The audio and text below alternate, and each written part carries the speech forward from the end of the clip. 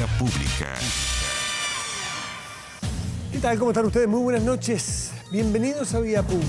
El gobierno abrió un sumario para esclarecer la filtración de más de 400.000 correos electrónicos que afectó a las ramas de las Fuerzas Armadas a través de esta organización conjunta de la que asesora al Ministerio de Defensa. Tras suspender su participación en la gira presidencial en Nueva York, la ministra de Defensa, Maya Fernández, regresó a nuestro país para reunirse con los altos mandos de las Fuerzas Armadas, así conocer en profundidad la sensibilidad de los datos que se filtraron y los pasos que se van a seguir. Bueno, según la información que se conoce hasta ahora, hackers que operan en Latinoamérica habrían accedido a esta información de inteligencia del Estado Mayor Conjunto de las Fuerzas Armadas. En un comunicado, el Ministerio de Defensa calificó lo ocurrido como una falta de seguridad, que es bien evidente, ¿no? E informó que se ordenó un sumario administrativo para determinar responsabilidades. Pero la ministra del Interior, vicepresidenta en realidad en este momento, Carolina Toá, también ha sostenido que esto va a ir por la vía judicial, incluso justicia militar, que se va a intentar esclarecer. Ha dicho hace poco rato que lo que está claro es que se informó de parte del Estado Mayor Conjunto de manera tardía, dice la ministra Toá, la vicepresidenta Toá, de manera tardía, porque si bien al gobierno o al Ministerio de Defensa se le comunicó la vulnerabilidad de los sistemas, cuando se comunica esa vulnerabilidad ya habían ocurrido filtraciones y no fueron informadas de esa manera. Es por eso en que se establecen responsabilidades políticas. Después vendrán las responsabilidades penales eventualmente. Se investigará en los tribunales de justicia. Pero por ahora se hacen valer las responsabilidades del mando, y por eso salió hoy día el general Paiva de su cargo de general que estaba a cargo de estas materias. Ahora, esto ha ocurrido también en otros países, lo que no le quita ninguna gravedad a lo que ocurrió aquí. Esto ocurrió, al parecer, a partir de mayo, empezaron a ocurrir estas filtraciones. Esto ocurre también, ¿se acuerdan que se lo comentamos aquí y hablamos aquí en Vía Pública sobre un hackeo masivo que hubo al CERNAC? Bueno, bancos de la plaza, importantes bancos, es decir, esto es un riesgo del mundo moderno, de la vida actual, que es permanente. Lo que pasa cuando ocurre en la defensa nacional de un país, usted se imagina que es distinto a que ocurra en un banco o que ocurra en el CERNAC, con el mayor respeto que nos merece el CERNAC. La defensa de un país es obviamente de lo más delicado. Vamos a la mesa de conversación.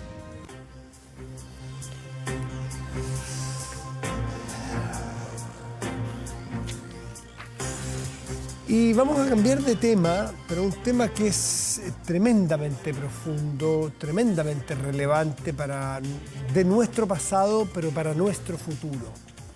Porque lo que se está presentando ahora, esto no es nuevo, porque lo planteó el presidente ya, me parece que en su cuenta anual, este Plan Nacional de Búsqueda para Víctimas de la Desaparición Forzada en Dictadura.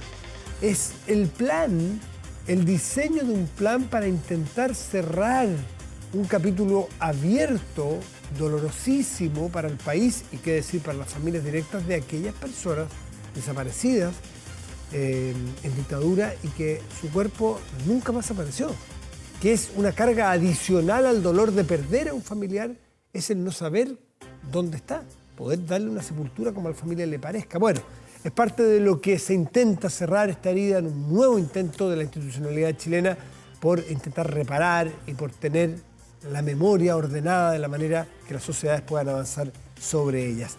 Está Aide Oberreuter, su secretaria de Derechos Humanos, con nosotros. Aide, buenas noches, gracias por recibirnos. ¿Cómo le va?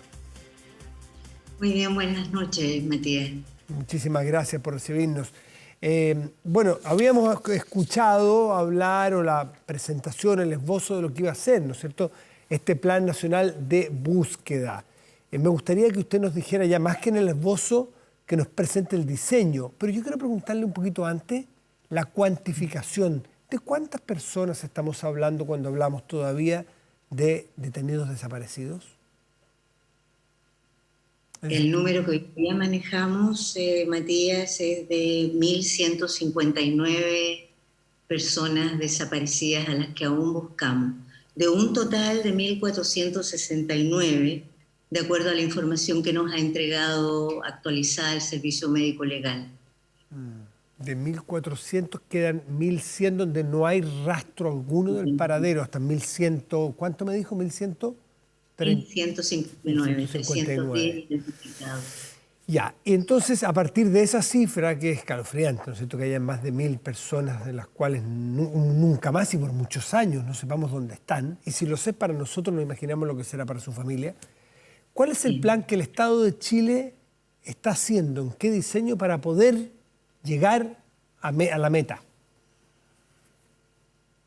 Cuéntame. Bueno, probablemente lo que es preciso aclarar es que este plan contempla diversos aspectos que involucra también a diversas instituciones del Estado, pero que lo que busca en concreto es establecer una política pública en la cual el Estado se hace cargo de la deuda histórica que tiene y lo hace no de una manera tan distinta de lo que está ocurriendo en muy distintas partes del mundo, en donde en realidad el actual estándar internacional lo que hace es establecer que los planes nacionales de búsqueda operan de la manera en la cual yo voy a avanzar en algunos aspectos. Eso, cuéntame. El primer aspecto tiene que ver con la participación incidente de los directamente afectados, ¿no? Tiene que ver con que es en conjunto con los familiares y todos los involucrados, se hace el trabajo de definir cuál es el proceso. Esto porque existen ya una data demasiado extensa, usted mismo lo ha señalado, estamos cerca de cumplir 50 años en que se busca a estas más de 1.000 personas y esos familiares sienten que tienen una experiencia acumulada que todos debemos además reconocer y valorar, porque fundamentalmente es a partir de los esfuerzos que ellos han hecho, ese tesón, esa energía que han puesto en la búsqueda de lo suyo permanentemente, es la que de muchas maneras ha mantenido el tema presente y es la que hace que hoy día tanto el presidente como las autoridades en general y la sociedad en su conjunto sintamos que es indispensable avanzar en afrontar esta materia. A lo que hasta ahora hemos hecho... Sí, usted me dice que hay que partir por allanarse, a escuchar a los familiares. Sí, yo lo entiendo, pero tampoco lo entiendo mucho, porque los familiares, ¿qué más pueden entregar si llevan 50 años dándolo todo y lo único que no tienen por darnos es el paradero, porque es lo que les falta? En función del paradero de esos cuerpos, para poder darle la sepultura que esa familia se merece, tengo la impresión, discúlpeme la ignorancia, pero que está en otra parte esa información. ¿Con qué datos concretos o a dónde se puede ir concretamente y a quién pedirle datos nuevos? ¿Quién puede darnos datos nuevos para avanzar en la búsqueda?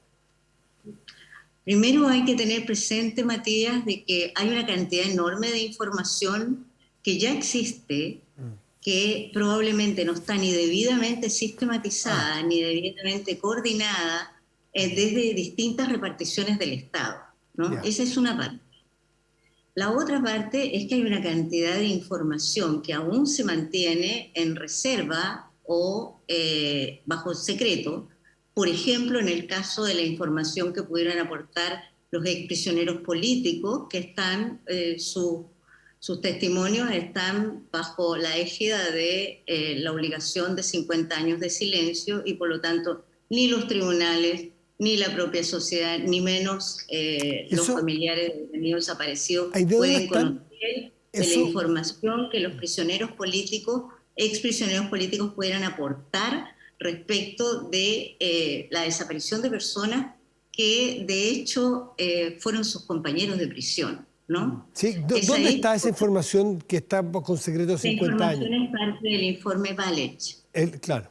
Que es la de tortura, ¿no es cierto? Ya secreto de 50 años, de los cuales ya llevamos prácticamente 20, ¿no? Ahí tiene usted una parte relevante que también es un tema en el cual se debe avanzar. Pero hay otra parte importantísima que imagino que todos tenemos claro, ¿no? De que los propios hechores, los agentes del Estado que cometieron estos delitos, son personas que, en la inmensa mayoría de los casos, lo contrario no tendríamos 1.159 personas que aún buscamos, son personas que han guardado silencio. Y muchos Y que han están guardado vivos. silencio con la colaboración de otros que han contribuido a que ese silencio se mantenga. Esa es una situación que sin duda hay que subsanar. Sí, Aide. Pero, Matías, yo tengo esto, créame que la esperanza juega un rol en estas cosas, ¿no? Pero tengo la esperanza y tengo la certeza de que el estímulo que va a representar el haber llegado a 50 años de cometido el golpe de Estado probablemente va a hacer que muchas personas que han guardado silencio hasta ahora van a sentir que es tiempo ya, y ojalá así sea, para que puedan descansar ellos como hechores, como responsables, y puedan descansar las familias también, y puedan finalmente conocer la verdad de lo que sucedió con los suyos. Sí, eso ya es tiempo. Usted plantea algo que es súper interesante, que son los estímulos. Usted dice 50 años ya es un estímulo suficiente. Me temo que no será, puede ser importante, me temo que no será el suficiente para encontrar los 1.159 cuerpos de personas que están desaparecidas. Se lo planteo en función de, ¿están los planes de ustedes o del gobierno entregar un estímulo que sea, por ejemplo, una entrega, me refiero a los hechores, ¿sabes? Que están vivos muchos de ellos todavía, por edad todavía hay muchas personas que pudieran darnos antecedentes, que nos lleven a encontrar estos cuerpos, o las personas, que se les puede entregar alguna suerte de, alguna figura legal especial de amnistía, de un perdón, si es que entregan alguna información que tienda, o sea, tendiente a encontrar un cuerpo, o eso es imposible. No es un tema que aún se haya abordado, Matías. Es un tema, tal y como le señalé al comienzo de esta entrevista, este es un tema que es un camino que se hace de la mano y al lado de los familiares y de las organizaciones.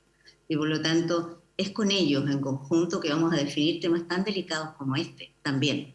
No solo es el tema de encontrar, sino que el cómo, cuándo, en qué pasos lo hacemos, de qué manera. Esto es para nosotros fundamental, la incidencia y la participación de los ciudadanos. Y como le decía antes también, esto ya no es un tema de que sea particularidad o singularidad del proceso que estamos impulsando nosotros desde la Subsecretaría del Ministerio de Justicia y Derechos Humanos. Lo que estamos haciendo es algo que ya es un estándar internacional y que ya ocurre en este momento. Precisamente se está llevando adelante en países como Colombia o como Perú, por ejemplo. ¿Y con buenos resultados? Bueno, con la participación incidente de las comunidades, lo cual ya es un avance en sí mismo, porque pone en el centro a las personas, a las víctimas y sus familiares, cosa que sin duda tiene un valor humanitario incuestionable, ¿no? No, sin duda. Y, o sea, el valor, eso es casi parte de la reparación. Ahora, todos creo, no creo que nadie no estaría encantado de que se llegara a la solución, ¿no es cierto?, de la búsqueda, del encuentro de estas personas que se buscan. Lo que me temo es que si nos esforzamos o ponemos todo el peso de la esperanza, usted dice la esperanza juega un rol, la esperanza es solamente en los familiares, me temo que nos podemos quedar cortos porque son aquellas personas justamente las que se han sacado la mugre estos 50 años buscando. Entonces, ¿qué más pedirle a esas personas? Me temo que la información está en otra parte, no está en los familiares. Está en los hechores, está en el secreto de la Comisión Valech. Y sobre la Comisión Valech le quiero preguntar, si a las personas se les pidió que entregaran información comprometiéndole un secreto de 50 años, ¿es viable cambiar esa regla ahora, ex post, después que las personas ya entregaron información? ¿Qué va a hacer el gobierno al respecto? Bueno, lo que hay que tener absoluta claridad, Matías, es de que a la hora de que se pidieron los testimonios a los sobrevivientes de prisión política de tortura en la Comisión Valech 1 y 2, 2003 y 2010, Lo que se hizo fue pedir los testimonios para avanzar en verdad y justicia. Nunca se le dijo a un sobreviviente de prisión política y tortura que su testimonio iba a quedar resguardado por 50 años bajo una norma de secreto absoluto, incluso para los tribunales. Los sobrevivientes de prisión política y tortura no suscribieron ningún documento en el cual autorizaran que se hiciera tal resguardo de la información. Entonces, también ahí hay un tema pendiente que resolver, porque hay un derecho que para que sea efectivo, digamos, para que realmente usted pueda imponer ese silencio, lo que debe hacer es primero consultar a quien le otorga la posibilidad de mantener ese silencio. Hay un proyecto de ley que probablemente va a ingresar tiempo más adelante, que dice relación justamente con modificar esta condición de secreto Valech.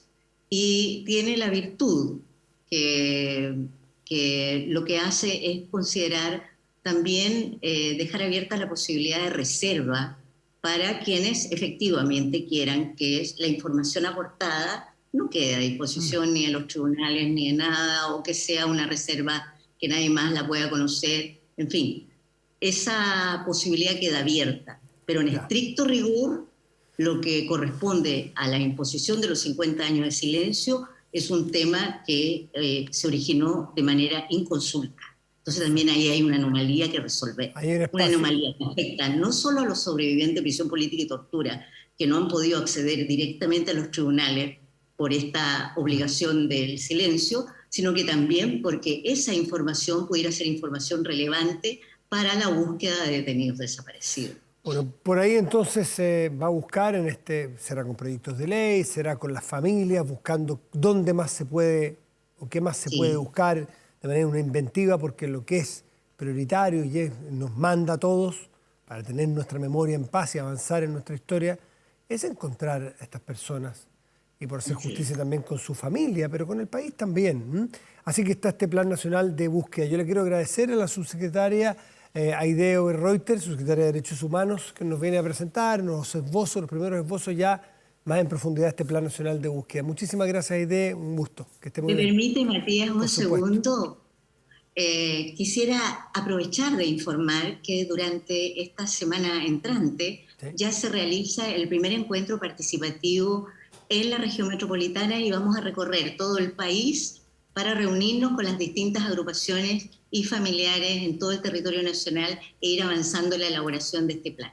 Buenísimo. Me imagino que estarán ya en contacto con las organizaciones y las personas que vayan a participar canalizarán por allí su forma de actuar. Aide, muy buenas noches nuevamente y gracias. Que esté bien. Gracias a usted, Matías. Buenas noches. Mucho gusto, buenas noches. Hacemos una pausa y volvemos, espérenos.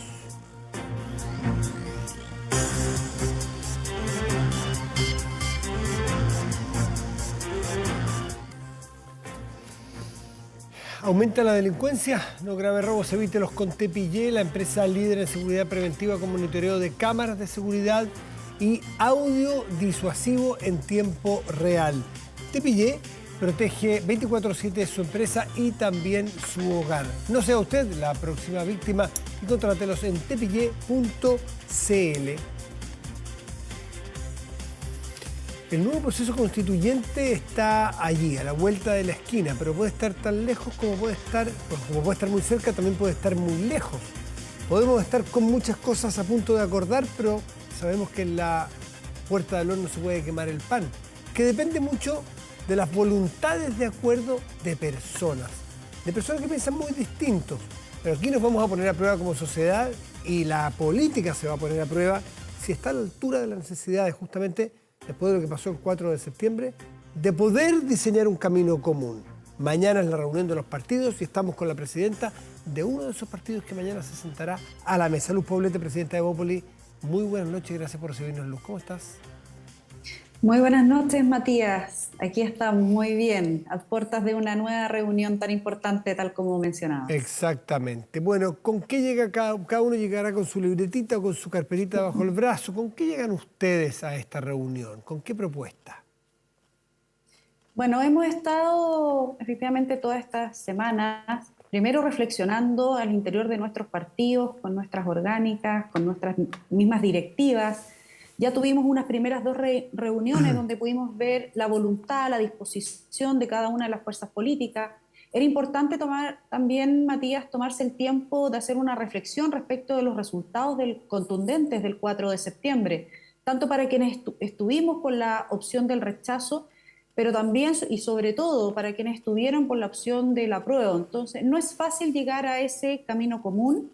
Creo que hay una disposición muy grande de parte, al menos de Chile Vamos, que lo dijo antes, durante la campaña, en la misma noche, y lo sigue pensando igual, que es reafirmar su compromiso por la continuidad del proceso constituyente y lograr cerrar este ciclo con una nueva y buena constitución. Creo que es muy importante que eso, cada vez que conversamos o reflexionamos respecto de cuál será la mejor propuesta, la mejor hoja de ruta, para poder llevar a esta mesa de conversación, porque tal como tú decías, acá se trata mucho de voluntades, de no volverse a equivocar, de aprender de los errores del proceso recién resuelto el 4 de septiembre, poder escuchar también a la ciudadanía, a la sociedad civil que fue tan activa, que empujó el proceso, que fue protagonista de la campaña. Entonces no es tan fácil llegar con una propuesta como si uno tuviera Sí. efectivamente el camino único, ¿no? Estas son propuestas que abren otras alternativas, que deben enriquecerse, que se deben complementar.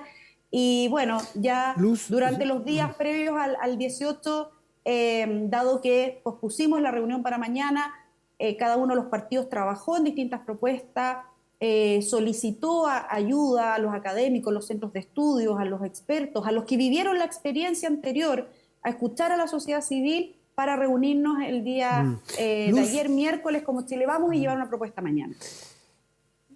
yo voy a hacer una analogía con la cocina, que muchos la usan de manera peyorativa. A mí me parece que es una muy buena figura la de la cocina. Creo que en las cocinas pasan las mejores cosas en las casas, digamos, ¿eh? Donde se junta la gente, donde hay calorcito. Miren si nos están escuchando desde Chiloé, por ejemplo. ¿Acaso no están en torno a una cocina, una buena conversación, un buen mate? Bueno. Pero es una analogía con el cocinar.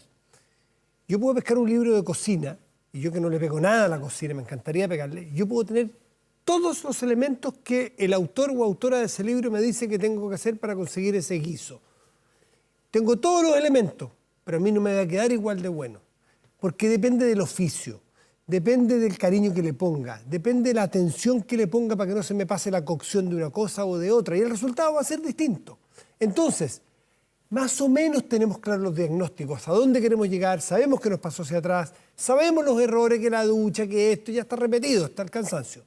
La pregunta es, ¿qué van a hacer ustedes para que esta receta, con los elementos que sabemos que se necesitan, que son participación, los expertos, en fin, plebiscito de salida, ¿qué tienen ustedes para plantearle al país o a los otros grupos políticos mañana de cómo vamos a cocinar este guiso y nos quede bueno? Díganme, por favor, ¿cuál es el plan que tienen ustedes?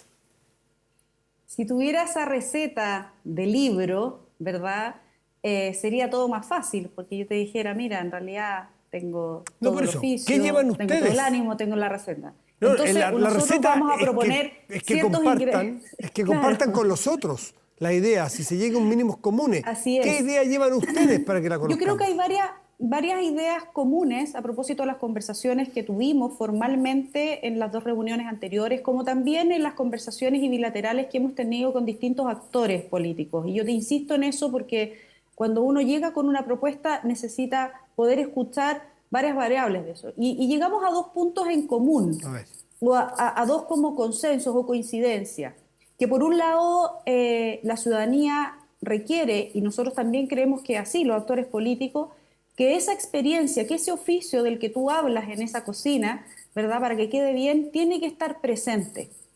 Tiene que estar presente. No saco solo con leer, que fue lo que la receta, sino que también tener el oficio y la experiencia. Y a eso me refiero con estos expertos, ¿no? O gente Ya, con ¿dónde entran los conocimiento, expertos? con experiencia Luz, política. quiero saber, Y nosotros lo que proponemos, ¿dónde entran? que este comité, y que ha sido aunado también con las otras fuerzas políticas, por eso te digo que después de haber escuchado la voluntad de que haya un comité técnico-político con estos miembros proporcionales a la representación parlamentaria que actualmente se tiene, pueda hacer un trabajo previo al órgano redactor, que es el mecanismo que todavía nos queda por definir, ¿verdad? Con participación Sí. ciudadana, pero no sabemos cuál va a ser ese mecanismo, para serte súper clara, no vamos a llegar con esa propuesta mañana, porque hay varias ideas dando vuelta, pero lo que sí hay un relativo consenso es que un comité técnico, político, con personas idóneas, proporcionales, puedan ir avanzando previamente, preparando primero la reforma al artículo 142 para poder habilitar ese proceso que necesita una serie de articulados. Perdón, antes que eso, poder lograr estos principios que yo te estoy nombrando y que no hemos llegado al acuerdo formal porque no está, que nos ayuden a redactar todas esas coincidencias Ya. para que se pueda hacer la reforma al artículo 142 y habilitar el proceso hacia una nueva constitución, porque es necesario ese paso. Y por otro lado, hay otro articulado muy importante, y a propósito de los aprendizajes del proceso anterior, que es el 135, que permite delinear ciertos principios, bases que orienten el trabajo al órgano, O sea, órgano redactor, la que se no vaya hoja a en decidir, blanco. la no hoja en blanco, Ya. porque tiene que ver con como asegurar, ¿verdad? O resguardar, en realidad, ciertos Sí, sí, bordes sí, se entiende. que no permitan los excesos. Y eso Luz, es lo que, y ese trabajo se debe iniciar ya. déjame ir haciéndote preguntas para tratar de la duda ciudadana que puedo tener yo, que seguramente tiene mucha Por gente. supuesto. Este grupo de expertos, proporcional a las fuerzas políticas que existen, se van a juntar, serán, no sé, 15 personas, vamos a inventar un número, porque no está claro todavía, no se sabe. No está claro. Un grupo de 15 personas idóneas, expertos, esbozan primero la primera entrada, que es el 142, me parece, para poder habilitar, y luego diseñan la carta matriz o un plan maestro, ¿no? Como un arquitecto, es un master plan, que va a ser, con lo cual luego los convencionales o asambleístas, como se les llame también a futuro, discutan, pero a partir de eso, ¿qué cosas creen ustedes que son los mínimos antes de que entren los convencionales elegidos que deben estar en ese texto? Efectivamente, para el proceso anterior hubo ciertos también principios orientadores, ¿cierto? Los hubo en ese mismo. Probablemente esta vez se amplíen a propósito de la experiencia anterior y a propósito de haber, porque si hay algo que también coincidimos en la interpretación de ese 62% que rechazó, es que no quiere que se vuelva a repetir la experiencia traumática de una convención que fue excesiva, que fue maximalista, que presentó un texto más bien refundacional y no de mejora sustantiva a propósito de los desafíos del futuro, las próximas generaciones. Entonces, desde ahí se pueden extraer ciertos principios que son los que deben orientar el trabajo del órgano redactor, cualquiera que sea finalmente el que se decida con la participación ciudadana. Y esos son, primero, sabemos que el sistema político traía un gran problema en cómo estaba definido en el texto. El sistema político sabemos debe... que Buen punto, Luz, tocaste un punto clave. ¿El sistema político debe quedar diseñado por ese grupo de expertos o dejarlo...? No es el diseño, es poder resguardar que ese sistema sea sólido, mantenga, partiendo por la República, partiendo por un Estado unitario, también pero se va a discutir, parte de los tres. Idealmente, Luz, para ustedes, ¿se va a discutir en el órgano de expertos y va a quedar sellado o va a quedar abierto a la discusión de esta nueva convención o asamblea o como se llame? Son lineamientos y principios, bordes ante los cuales no se puede traspasar ciertos límites. Por ejemplo, el equilibrio de los tres poderes del Estado, que son tres poderes del Estado. Y eso sabemos que de alguna manera resguarda el contrapeso político para poder llevar adelante una democracia, un Estado de Derecho y la fortaleza de las instituciones. Las autonomías e independencia de esos poderes son esenciales para una democracia y se pusieron en peligro en el texto recién expuesto. Por lo tanto, no podemos volver a arriesgar, primero porque no podemos arriesgar esta segunda oportunidad como única, ¿verdad? Sí. Frente a un plebiscito de salida, que es evidente que tiene que ser así. y por lo tanto esos resguardos los tenemos que tener de antemano por gente idónea que obviamente tenga la visión de futuro de proyectar esto en muchas décadas y bastantes más generaciones. Y esos son más o menos los que se van a delinear y se van a conversar. Me imagino que allí también va a estar la autonomía del Banco Central, ¿no es cierto? Las autonomías, exacto. Claro. ¿Qué va a pasar en materia de pueblos originarios, pueblos indígenas? Ustedes plantean, por ejemplo, que tiene que estar preacordada la plurinacionalidad. Fue un gran tema crítico, pero por ejemplo el reconocimiento, que también ha sido un tema crítico y que no se ha logrado hasta ahora, reconocimiento de los pueblos originarios con sus tradiciones, con sus lenguas, ¿es parte de lo que se debe dejar a la discusión o que estos expertos también deben dejar establecidos en esos bordes que usted llama?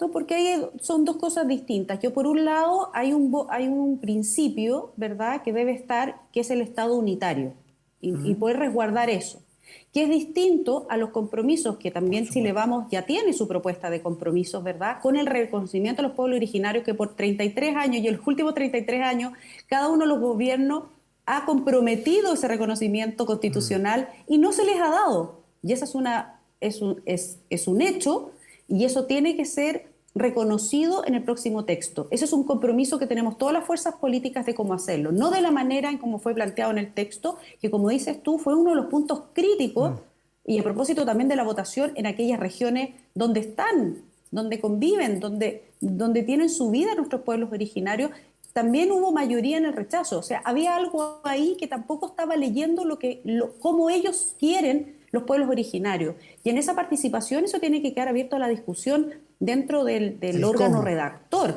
¿tá?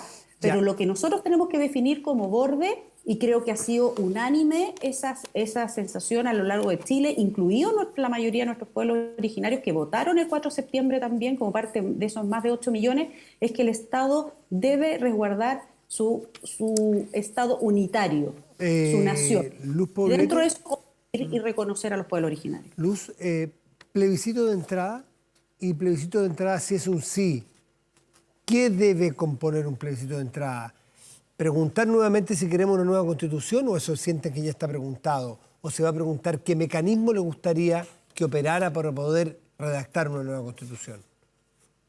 Lo que hemos conversado hasta ahora, como Chile Vamos y también con las otras fuerzas, que esa pregunta es innecesaria porque nuestro compromiso, al menos como Chile Vamos, ha sido y sigue siendo, es por una nueva constitución, por la continuidad de este proceso que ha terminado una etapa el 4 de septiembre y que tiene comprometido su continuidad hasta tener una nueva constitución. Y en ese sentido, entonces queda descartado para nosotros un plebiscito que tenga que ver con volver a hacer esa pregunta que se hizo en el plebiscito de entrada anterior. Eso ya lo hemos sacado, lo vuelvo a explicitar. Y porque hay un riesgo, reconozcámoslo, ¿no? Y lo hemos... Sí, claro, porque hay un riesgo que se rechace. Porque también hay una sensación, una percepción dentro de la opinión pública después del 4 de septiembre, después de una experiencia, unos llaman experiencia traumática, ¿verdad?, de la Convención Constitucional y el exceso que tuvo, que es legítimo que una parte de la ciudadanía, una parte de esos votantes del 62%, tenga la aprehensión de que esto vuelva a pasar y que se vuelva a repetir. Por eso es tan importante pensarlo bien, incluso el mecanismo por el cual este órgano ciudadano o redactor con participación ciudadana, es muy importante pensarlo bien para que la gente entienda, y es parte también de nuestra propuesta, de que un nuevo órgano redactor, un consejo ciudadano con participación, tiene que ser muy distinto al diseñado por la Convención para poder quitar esos fantasmas que son legítimos por el resultado que tuvo. Mañana, en estos acuerdos que ustedes van a plantear, y con esto terminamos, Luz, porque nos excede el tiempo, ¿está pensado también diseñar o acordar mecanismos de elección? Por ejemplo, ¿cómo van a participar los independientes? ¿Cómo van a ser las listas a través de las cuales las personas o los candidatos van a poder participar y postularse? Ese tipo de cosas van a estar, ¿no? Me refiero a que si va a haber listas regionales, listas nacionales, listas cerradas, ese tipo de cosas.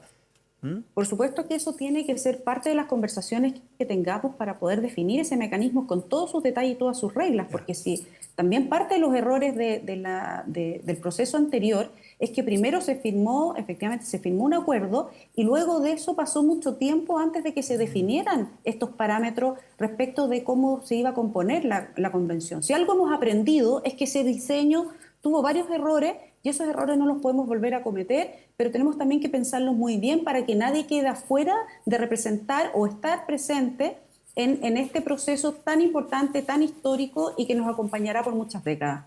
Luz Poblete, presidenta de Evópolis, que les vaya muy bien mañana. Muchas gracias. Chao, chao, gracias, que estén muy Buenas bien. noches. Hasta la próxima. Hacemos una pausa y volvemos, espérenos.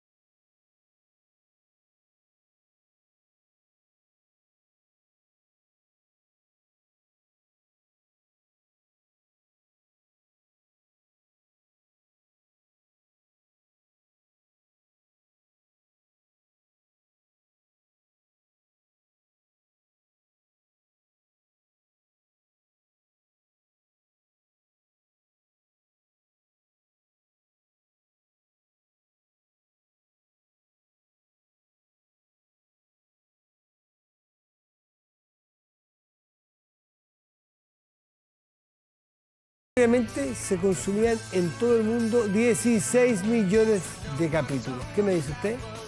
Con Friends